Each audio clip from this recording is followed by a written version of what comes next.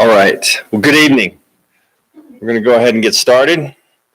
And thank you for coming tonight. Welcome to this opportunity for Mrs. Dombrowski to share her thoughts and ideas as the winner of the Aristotle Award. It's pretty awesome. I would just like to say that she has been here from the very beginning, which is pretty awesome in and of itself. And she's had 4 different co-teachers, one of which she just happens to be co-teaching with forever now as they raise their family. But she is a cornerstone of the grammar school.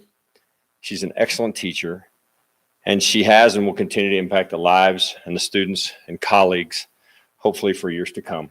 So please welcome Mrs. Dombrowski.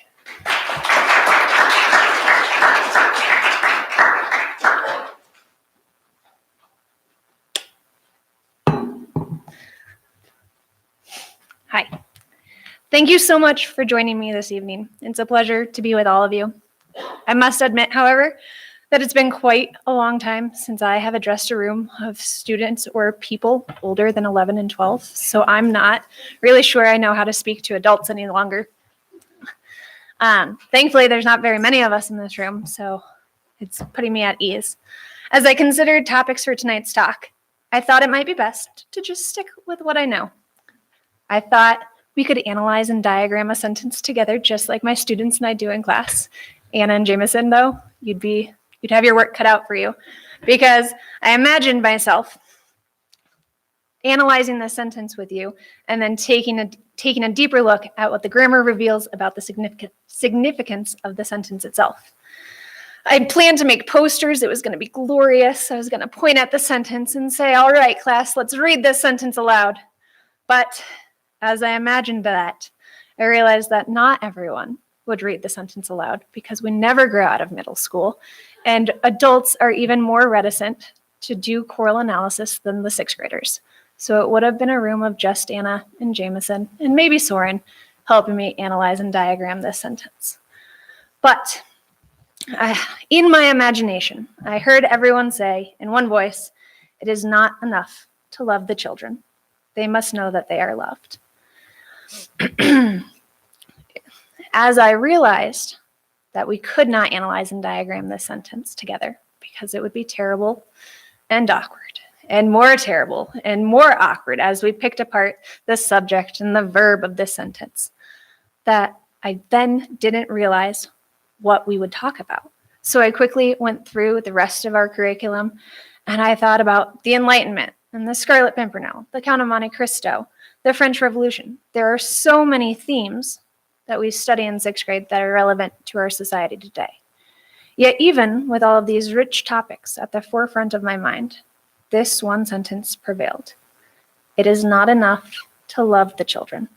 They must know that they are loved. And while we do not need to spend the next hour analyzing this sentence with its infinitive adjectival phrase, its 2 independent clauses, and its noun clause acting as the direct object, it would be a shame not to take the opportunity to unpack the beauty of this sentence itself and the life of the man who wrote it. As our 6th grade students study the Napoleonic era and read the Count of Monte Cristo, they realize that in 1815 in France, many things were happening. In 1815, Napoleon escaped from Elba, rose to power in Paris, lost the Battle of Waterloo, and was exiled once more to the Isle of St. Helena. In 1815, Edmond Dantes returned home to Marseille, became captain of the Pharaon, celebrated his engagement to Mercedes, and was unjustly imprisoned within the walls of the Chateau d'If. In 1815, real men and fictional characters alike lived in a world of chaos and uncertainty. But what is less known to our students is what happened outside of France in 1815. In England, Jane Austen wrote and published Emma. In America, the War of 1812 came to a close at the Battle of New Orleans. And in Africa, Stephen Decatur stopped the attacks of the Algerian pirates.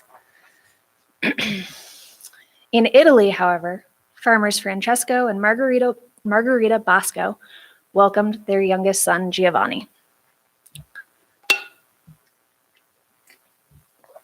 Better known in the United States as John Bosco, Giovanni was born on August 16, 1815, in a small village near Turin, Italy. Although the area was surrounded by the Alps on three sides, Becky was not shielded from the ravages of the Napoleonic Wars. And in 1817, drought struck the area. Around the same time, Francesco died. Widowed and impoverished, Margherita Bosco was tasked with raising her three young sons alone. Although the family's land wasn't suited to farming, Margherita and her son worked hard to survive. Despite the difficulties, Margherita committed herself to ensuring that her sons were well versed in their Catholic faith. When John was young, he would run errands for his mother. Often, he would return home with various bumps, bruises, and black eyes. His mother worried about her youngest son and ordered him not to play with the bad boys of the village.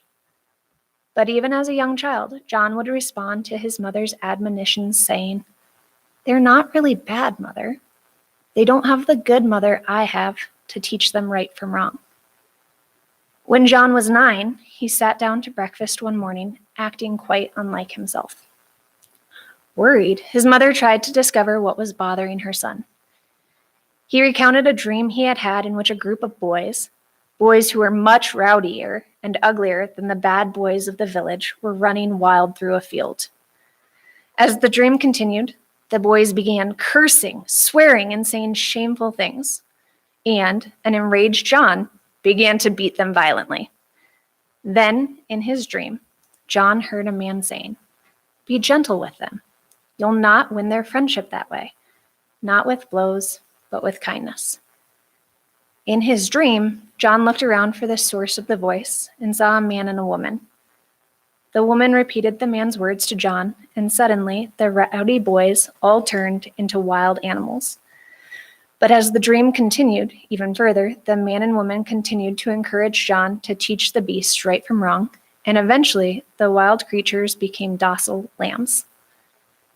As John recounted his dream at the breakfast table, his older brothers teased him and mocked him for dreaming about teaching others when he knew so little himself.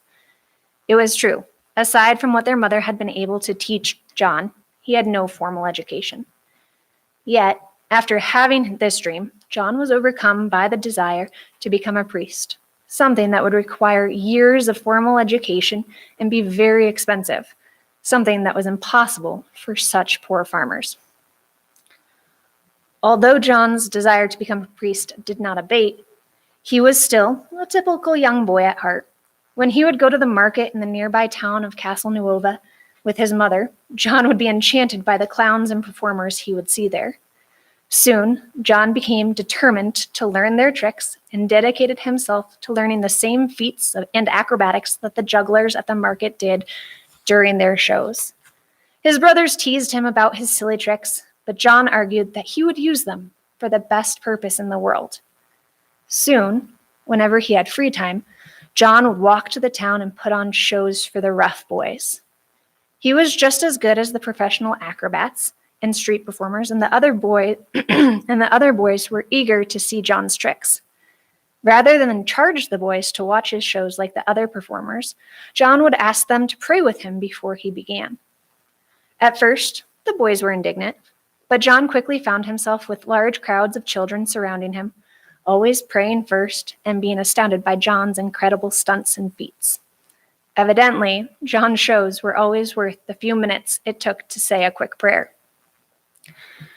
As John's popularity with the town's children grew, Margarita still worried about her son. She knew his desire to become a priest had not diminished, and she went to the town's priest to speak to him about her son. Thinking that Margarita was just like any mother who believes her son is special, the priest grudgingly agreed to meet with John. But when the town's priest spoke to John, he was surprised at how well the boy knew his catechism without even knowing how to read. The priest enthusiastically celebrated John's first Holy Communion, and Margarita encouraged her son to always do ordinary things well. John continued to perform for the boys in town, always requiring them to listen to a story or say a prayer first. He was convinced that the rough boys could become good and useful if only they knew how much God loved them. Soon, a town several miles away from Becky hosted a mission. Eager to hear the talks and learn more, John and his neighbors walked the 3 miles to town twice a day.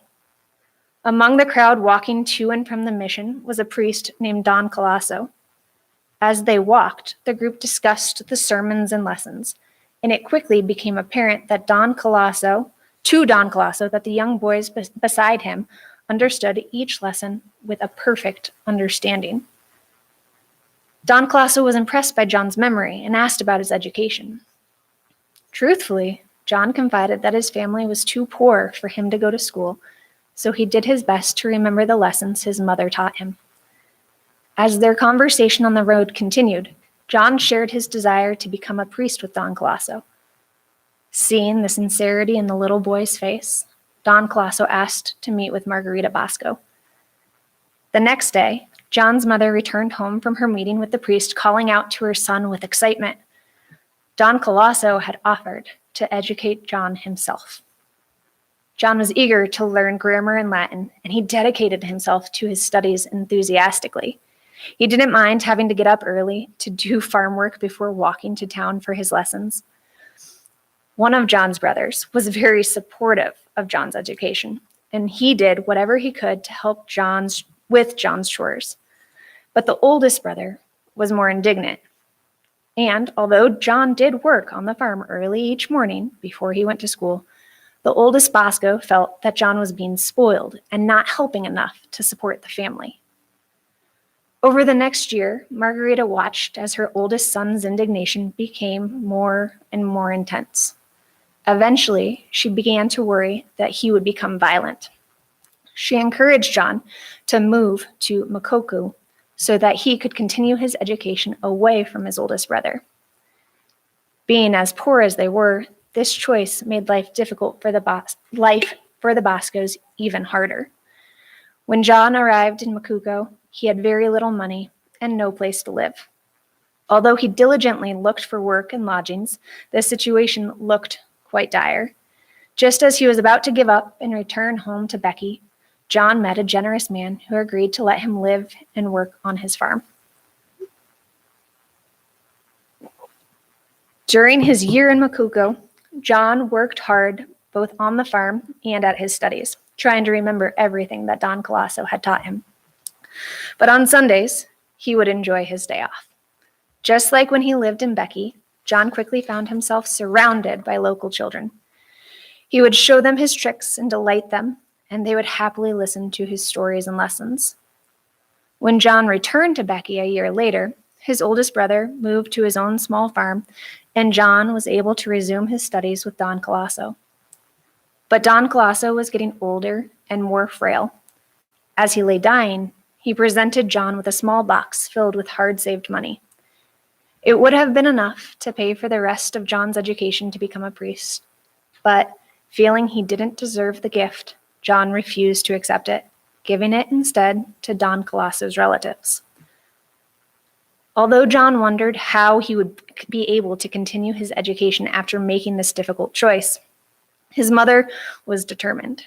She arranged for him to attend a school in Castle Nuovo, a plan which would require John to walk 12 miles each day. John was ecstatic, but his new classmates were less than welcoming, and his teachers had little hope for their new student from the countryside. When John excelled in his classes, he was accused of cheating. Despite the hostility, John did not give up. As winter set in, he could no longer make the trip to Castle Nuovo each day, so he agreed to work for a tailor in exchange for a place to sleep. Although John didn't realize it then, with each new position he took, he was learning a new skill that he would later need. He knew how to raise crops, tend cattle, entertain a crowd of rowdy boys, and now he was learning how to cut cloth and sew clothes. Next, he would take a 2-year position as a private tutor while continuing his education in Kiri. And eventually, he would take a job in a bakery, learning the trade so well that the owner offered to make him a partner in the business. All the while, John had only one goal in mind.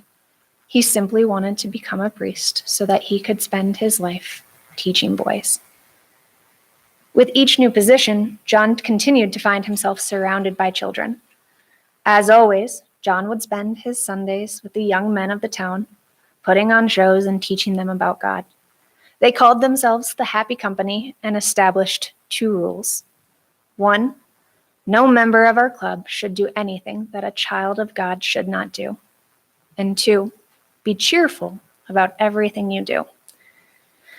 The club met on Sundays, sometimes for mountain hikes, sometimes for game days in the fields, sometimes for an afternoon of tree climbing.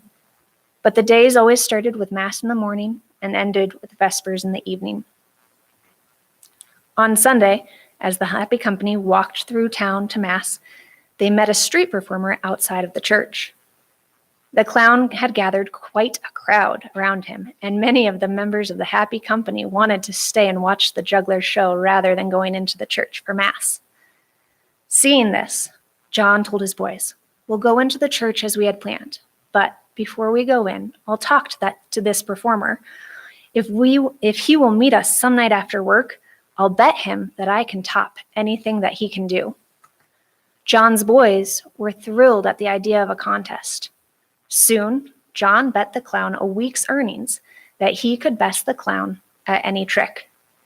It would be a lot of money if John lost, but he was more concerned about the crowds of people that the acrobat was keeping outside of the church.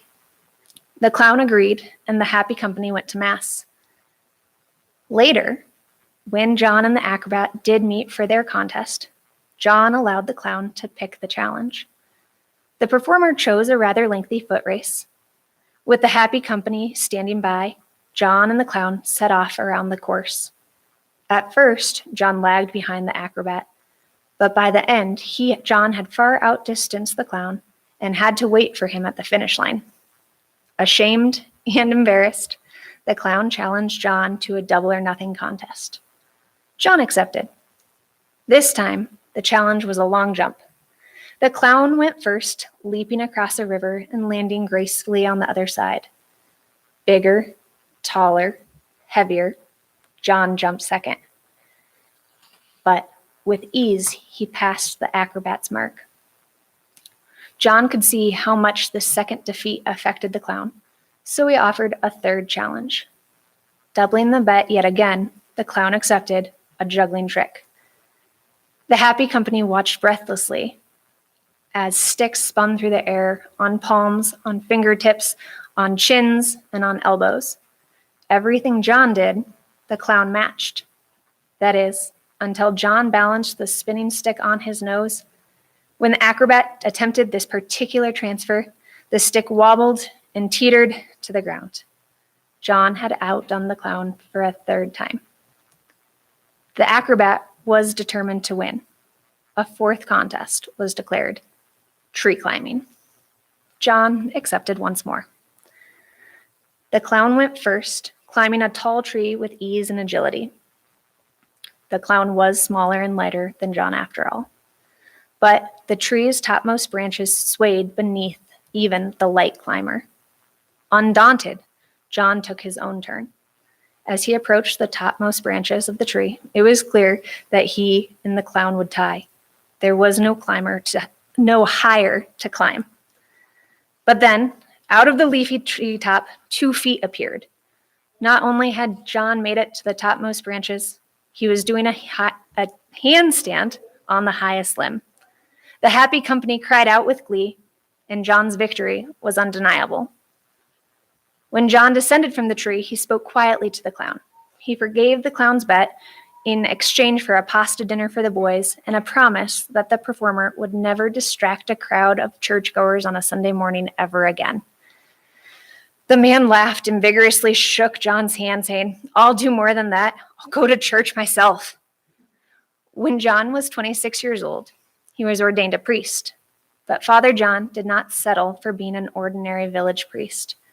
Although he was no richer now than he ever had been, he decided to attend the Ecclesiastical College of St. Francis de Sales in Turin, trusting that God would provide for his tuition. And indeed, God did provide. Over the next 3 years, John dedicated himself to writing and teaching, learning how to communicate the truth eloquently and convincingly, and all the while teaching his boys. He remembered the conversations he had had with his mother as a child when he claimed that the boys of Becky were not really bad. They just don't have the good mother I have to teach them right from wrong. Now, as an adult, he wrestled with the same idea. Speaking to another priest, Father John lamented, "Take those young boys locked up in jail for stealing apples. No doubt they would have bought the apples if they were not so poor. Their hunger tempted them too strongly." Father John's friend thought that he was being too sympathetic. "Stealing is a sin," he reminded John. But Father John held his ground. Yes, we both know that. But do the boys know it? No one has ever taught them right from wrong. When they leave prison, they'll be back in no time at all for the same crime. There must be a way to keep them from making their first mistake. Father John realized that it would not be enough to simply talk about these boys and their unfortunate circumstances. He couldn't simply love them from a distance. If he really wanted to help the young criminals, he would need to make sure that they knew that they were loved. It wouldn't be enough to befriend them. He would need to educate them, to teach them, to correct them. It should come as no surprise that John threw himself into his work with vigor and enthusiasm. He made frequent visits to the prisons to minister to the inmates. He walked along the city streets at night, eager to help those dirty, underfed boys doing wrong as naturally as well-cared for children do what is right. He would stop the teenage boys cavorting in the dark alleys and buy them a beer at the tavern as long as they would have a conversation with him. He would console the ragged orphan boys and offer kindness where others offered beatings. Because of Father John's gentle approach, one boy would soon turn to 3, and each of them would bring several more to visit Don Bosco. And before he knew it, Father John had 100 boys coming to see his tricks, hear his stories, and learn from him. Father John met with these boys on Sundays, and their meetings would be a much-needed respite from the long hours of factory labor. For many, these Sunday gatherings were the most joyful times of their lives. Eventually, Father John's time at the college in Turin came to an end. The boys wondered what would become of them if Father John was transferred to a distant parish. But Father John knew that God had led him to these boys. When Father John's transfer was announced, he had been placed at an orphanage just outside of Turin. The boys would be able to continue their Sunday visits with him. The number of boys coming to learn from Father John continued to grow. When 300 boys arrived one day, the shouting and laughter and joyful chaos was too much for the orphanage's benefactor. Her gardens were being destroyed, and the boys were beginning to displace the very orphans who lived there. But where would the festive oratory meet? Where would the festive oratory meet now?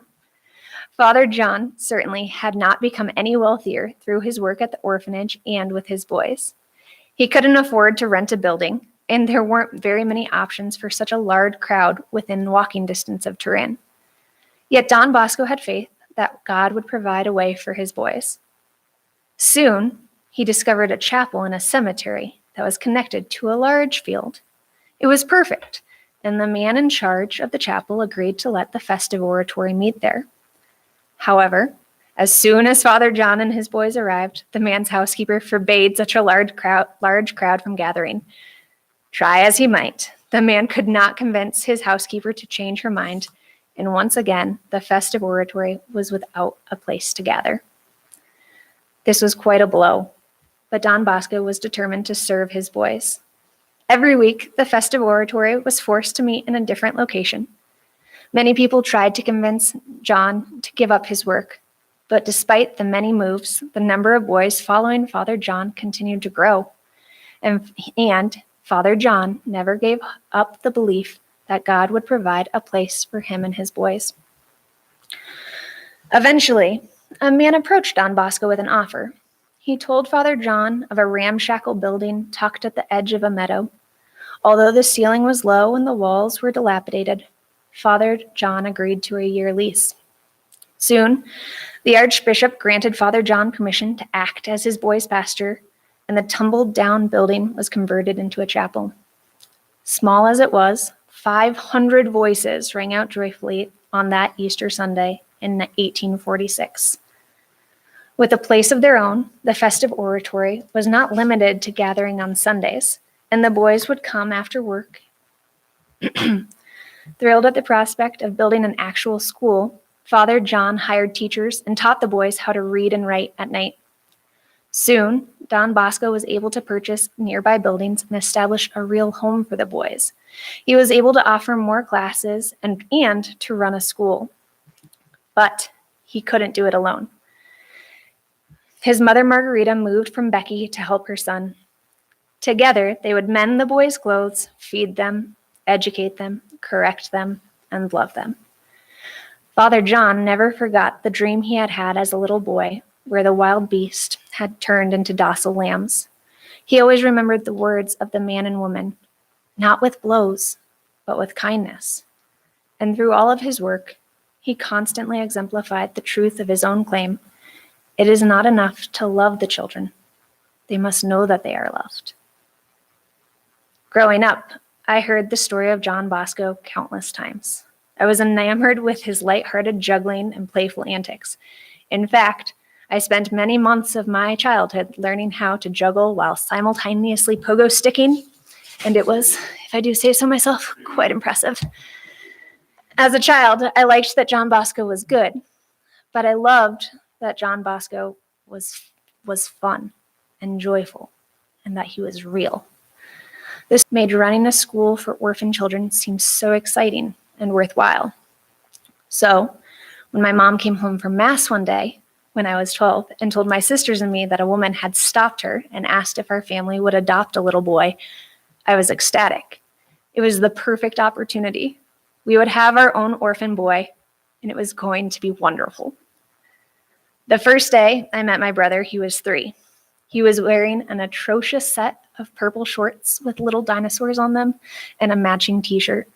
His hair looked like the trimmer had run out of battery after one stroke, and his poor little arms were too scrawny to even flush the toilet. I remember sitting in front of our refrigerator with my brother that day and pointing to the colorful alphabet magnets we had there. I'd point to a red A, and he'd tell me it was a blue 2. The poor kid couldn't get a single one right. He didn't know a single letter, a single color, a single number, and I didn't know what to think. He was 3. Eventually, my dad and I gave Zach a tour of our house. When it was time to go upstairs from the basement, my brother wouldn't budge. My dad turned off the lights and walked up the steps. Instantly, Zach started screaming and howling.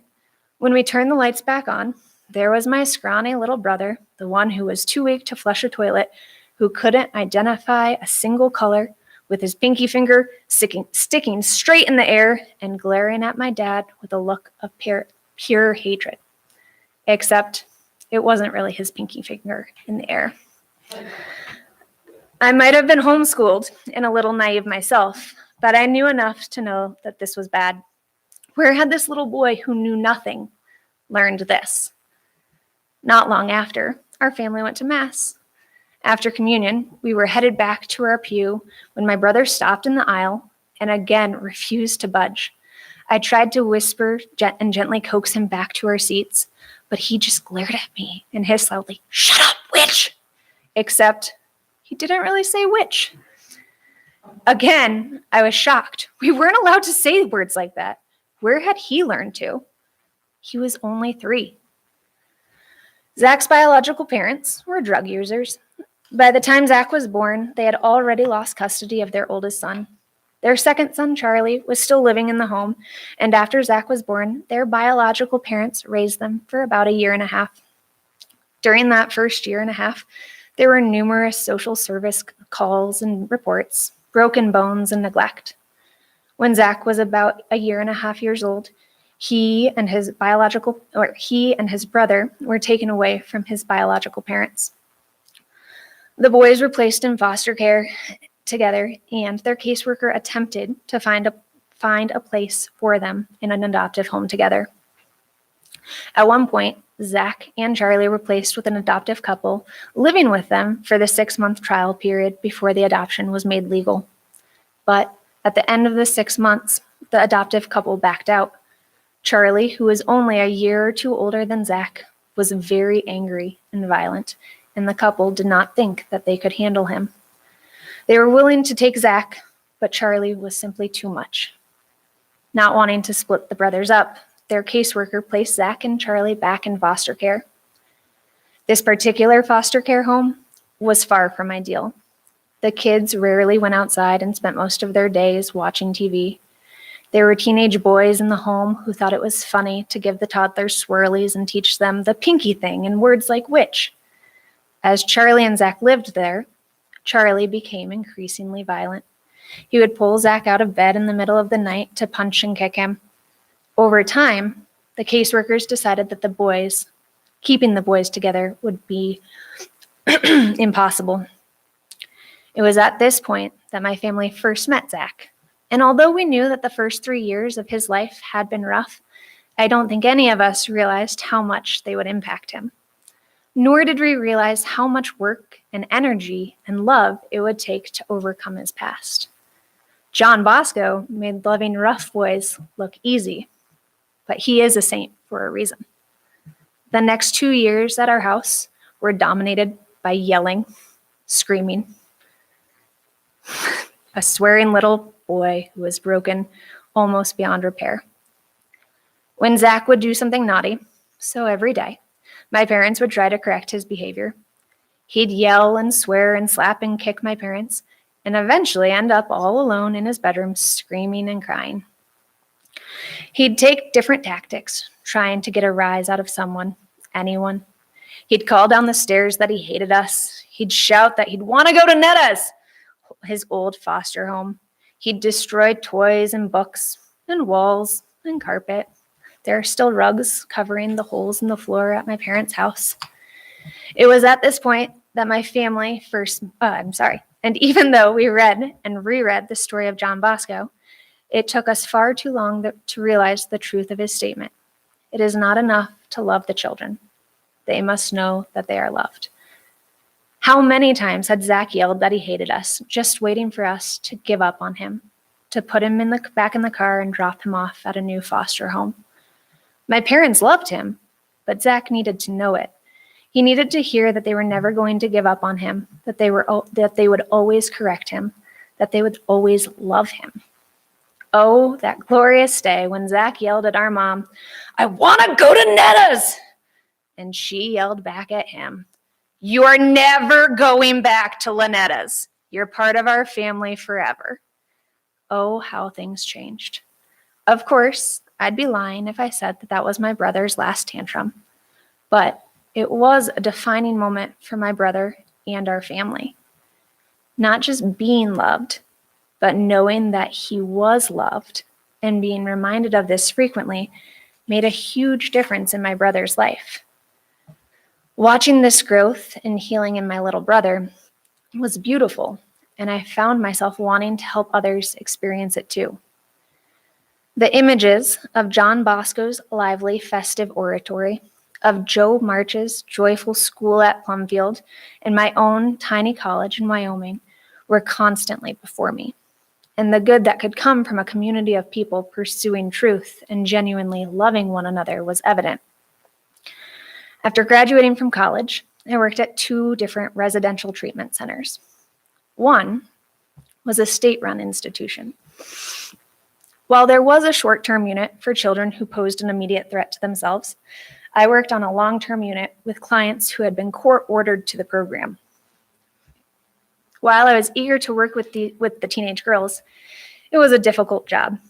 In essence, I was a modified prison guard, making sure the girls didn't self-harm or riot. Vivid are the memories of girls hiding razor blades in their mouths and tying belts around their necks, of vacuum cleaners and microwaves being thrown across the room in fits of rage, and of opening shower doors to find young girls bleeding from their wrists. And although I cared for these young women, because of the nature of the program, I felt unable to love them as I should have. When they would talk to me about their hopelessness and despair, I wasn't able to speak openly about truth and goodness. The program was entrenched in relativism. Its goal was to keep the clients from acting out, even if that simply meant that the girls were so medicated that they slept for 16 hours a day.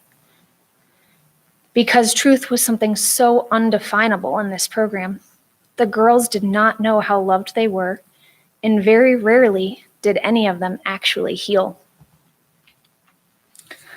The other program I worked at was on a ranch in northern Wyoming. It was a small Catholic program for teenage girls. The clients had experienced a wide variety of traumas. Some of the girls struggled with eating disorders. Some struggled with alcohol and drug use. Some had been sexually abused or raped, while others struggled with self-harm and suicidal ideation. A few were behavioral challenges due to a variety of different diagnoses, but all of them shared a common brokenness.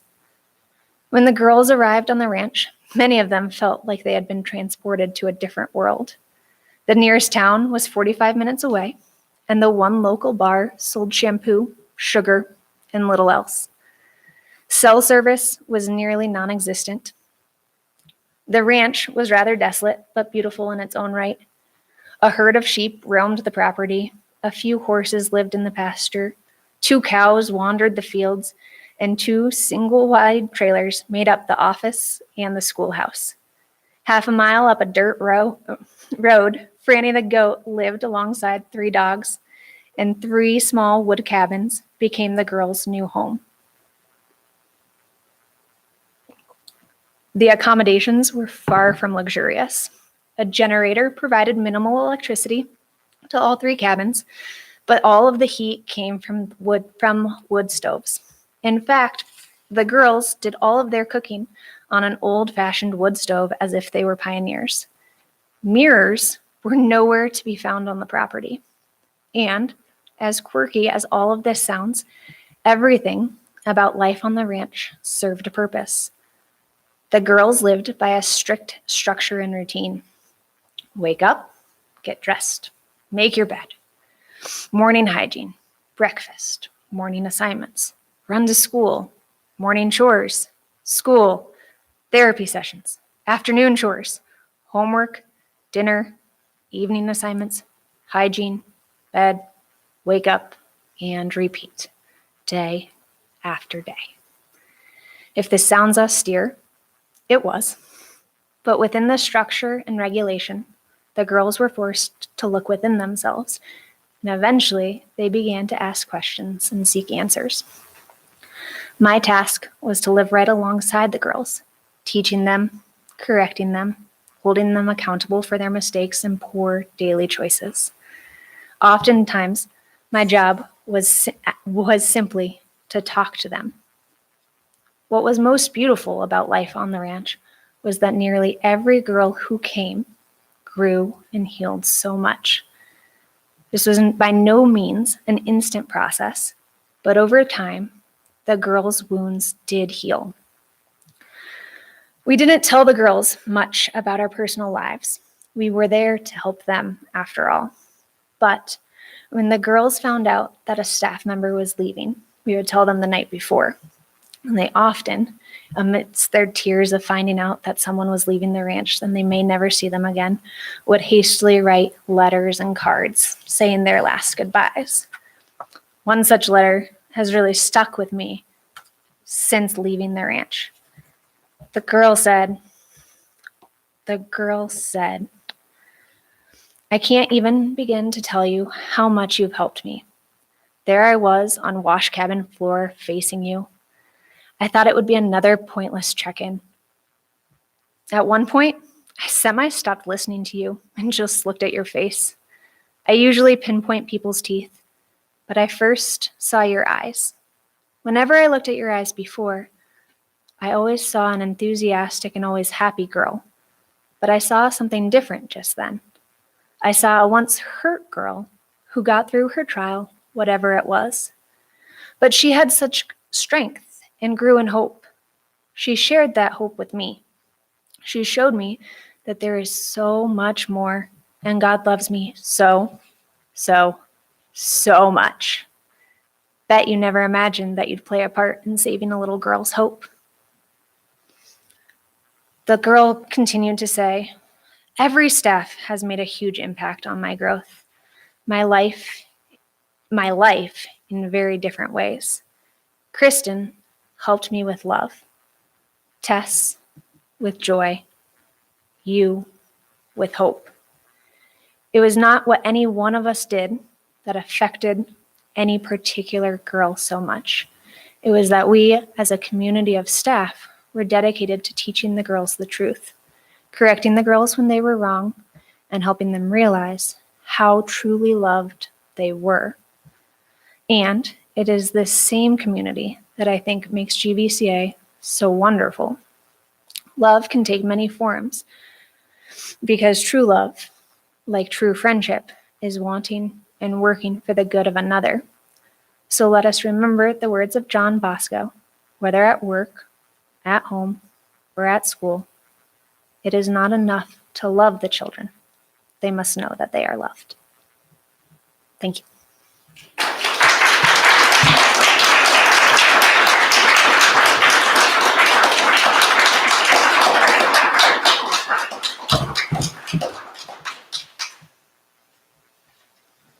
Are there any questions? That was just so good. John Bosco makes it easy. Oh, Franny was the goat on the ranch. So we would, every couple weeks, the girls on the ranch we would discuss them in our staff meetings, and we would find the issue that they were particularly struggling with. So we had a goat named Franny, and she was the most stubborn goat I have ever met. And we would create challenges for the girls, and they were ridiculous, just utterly ridiculous. But we lived in such a vortex that we could do whatever we wanted, because the girls, like literally, they didn't see themselves for 3 years. So they were unrecognizable when they came out because there were no mirrors. And so the girls themselves would have sometimes months of the same challenge. And so when a girl was particularly stubborn, we would pair her with the goat, which meant that wherever the goat went, Franny also went. Did I say wherever the goat went? Wherever the girl went, Franny also went, which inevitably meant that many times the girls would be running down the dirt road to school in their terrible, terrible jeans and Carhartts and just looking so silly. And they'd be running, and Franny would stop. And then they'd keep going. And then they'd get yanked back by Franny because she was way stronger than all of the girls. And eventually, there were just hours spent with the girls trying to get Franny to do what they wanted. And they'd get so frustrated. They'd be like, why won't you just do what I want you to do? And then they'd have this moment of realization where they'd look at themselves and be like, I am Franny. I am as stubborn as this goat. This is how you feel about me, isn't it? Just nod. Yes. Yes, it only took you 6 weeks of cleaning up after Franny to realize this. But yes, Sarah. Why did you decide to go to this particular location? Was it just because of the program that you had worked in before that you felt it wasn't serving the girls well? How did you find out about it? I actually worked at them in the reverse order than I told them. That I worked at the good one first and the bad one after. And then I was sick of the bad one, and I came to GVCA because it was terrible. But the first ranch I chose to work at because of I loved seeing the growth that my brother had gone through. And so I was really, really invested in working with young people in that way. And then there was a really selfish side of me too, where my 3 older sisters had all gotten married while I was in college, and they'd all started having children. And I was just a dramatic senior in college, and I couldn't go home and be unmarried and around their beautiful little babies. And so I refused to go home, and it was like, let me go as far away as possible, a ranch in the middle of nowhere. But it was, a mix of those two things, some selfishness, some actually good and well-intentioned. But afterwards, I left the ranch because I realized the owners, as good as the program was, there were some things going on with the owners higher up in the program that were not as ethical and good. So the groundwork was beautiful, but organization itself was not. So that's why I left. But anything else? Yes. My brother is 19 now, 20. How old is he? 20? 20. Our brother is now 20, and he can be very, very good. He is also a 20-year-old. So every once in a while he tells us stories and we judge him. But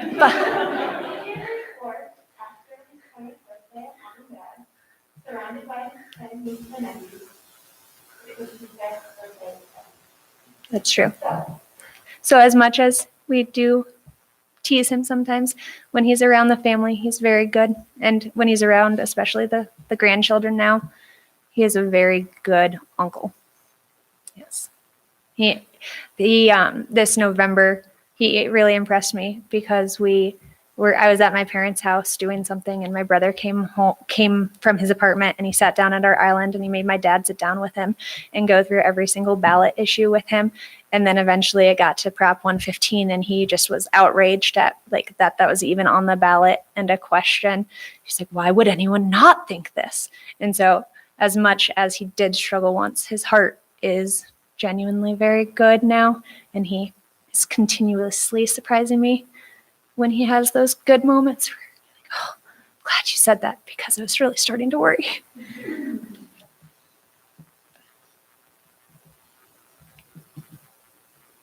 Anyone else? Okay. Thank you so much for coming.